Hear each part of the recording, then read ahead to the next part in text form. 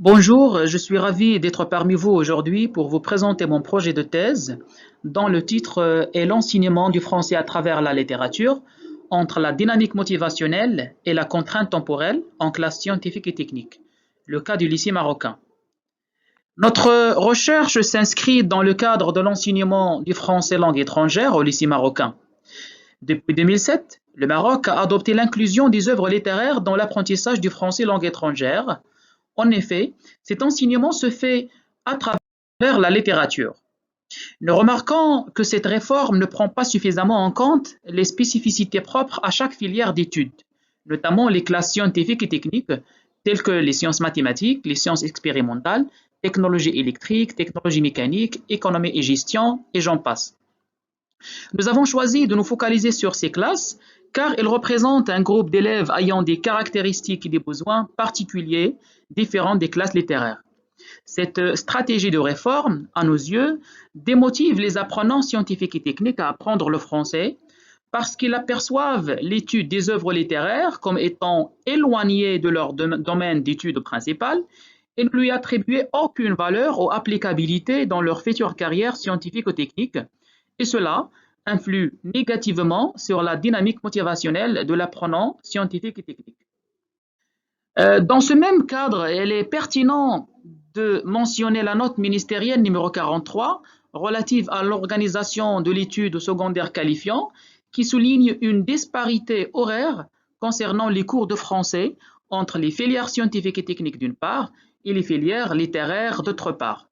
Les littéraires bénéficient de 5 heures de français par semaine, tandis que les filières scientifiques n'ont que 4 heures de cours de français par semaine, alors que les classes d'économie et gestion n'ont que 2 heures de cours de français hebdomadaire. Une situation encore pire pour eux. Sachant que toutes les classes de ces différentes filières suivent le même programme annuel et passent le même examen régional. Mais alors, notre problématique se nourrit directement de ces deux constats. Notre problématique est la suivante. Nous constatons que les élèves scientifiques et techniques n'assimilent pas bien les leçons de français à travers la littérature.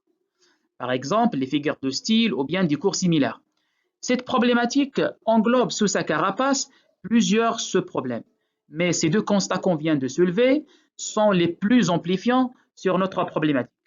Donc, il s'agit de l'insuffisance du temps imposée par la note ministérielle numéro 43 et le manque de motivation intrinsèque et extrinsèque à apprendre le français, ce que le professeur de la psychologie en éducation, le professeur Valéran, appelle une amotivation. Alors, comment peut-on faire face à cette problématique? Notre hypothèse de départ suppose que l'innovation d'un dispositif d'apprentissage des figures de style et cours similaires basés sur la logique de l'optimisation et la dynamique motivationnelle, qui sera conçue spécialement pour les apprenants des classes scientifiques et techniques, pourrait d'une part optimiser le temps d'apprentissage imposé et d'autre part stimuler et surtout maintenir la motivation des élèves inscrits aux filières scientifiques et techniques. Alors, nous sommes trouvés devant l'obligation de passer par une étape première dont l'objectif est la vérification de la validité d'une hypothèse secondaire selon laquelle les élèves des filières scientifiques et techniques sont démotivés en cours de français qui se font par le biais de la littérature. Et paradoxalement, ces mêmes élèves sont motivés en cours de mathématiques. Cette étude comparative va nous permettre de comprendre les facteurs internes et externes de la dynamique motivationnelle de l'apprenant au sein de ces filières. Et actuellement, nous venons d'achever la collecte des données de notre enquête en adoptant une approche mixte. Cela inclut un questionnaire alimenté en se basant sur la théorie de la dynamique motivationnelle de Roland View pour la dimension quantitative et une observation participante pour la dimension qualitative, étant donné que nous travaillons dans un lycée polyvalent. Cette combinaison nous permet d'avoir une compréhension globale de la motivation des élèves dans ces filières. Alors, pour mener à bien cette étude, nous avons choisi scientifiquement un échantillon représentatif de 233 élèves parmi 1572 élèves des classes scientifiques et techniques appartenant au territoire de l'Académie de Rabat Salé Kénétra, direction provinciale de Sidi Slimane.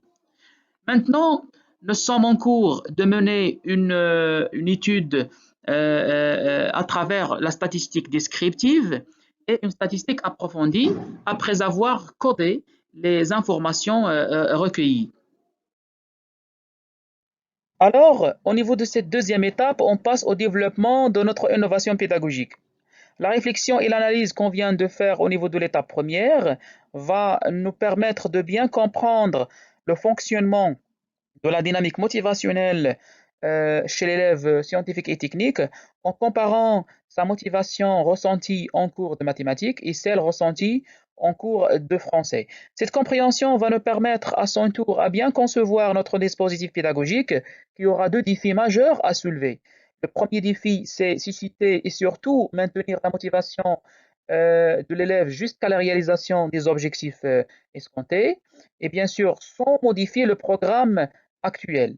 Et le deuxième défi, c'est étendre le temps sans le toucher, c'est-à-dire sans enfreindre la note ministérielle numéro 43. Si on a 12 heures, on va garder les 12 heures. Si on a 4 heures, on va garder les 4 heures, tout en faisant une extension du volume horaire imposé. Ensuite vient l'étape de la mise en œuvre de notre innovation dans des classes représentatives des filières cibles et tout en évaluant l'impact de notre innovation sur la motivation des élèves et sur le temps d'apprentissage. Cette évaluation sera faite en comparant les scores réalisés au niveau de l'étape première avec les scores qu'on va constater après l'expérimentation de notre dispositif. Et cette évaluation, bien sûr, enfin, va nous permettre d'ajuster et d'adapter notre dispositif pédagogique pour qu'il soit plus efficace, plus efficient, capable de transformer un cours de français qui ennuie en un cours de français qui construit. Merci pour votre attention. Et voilà une bibliographie concise.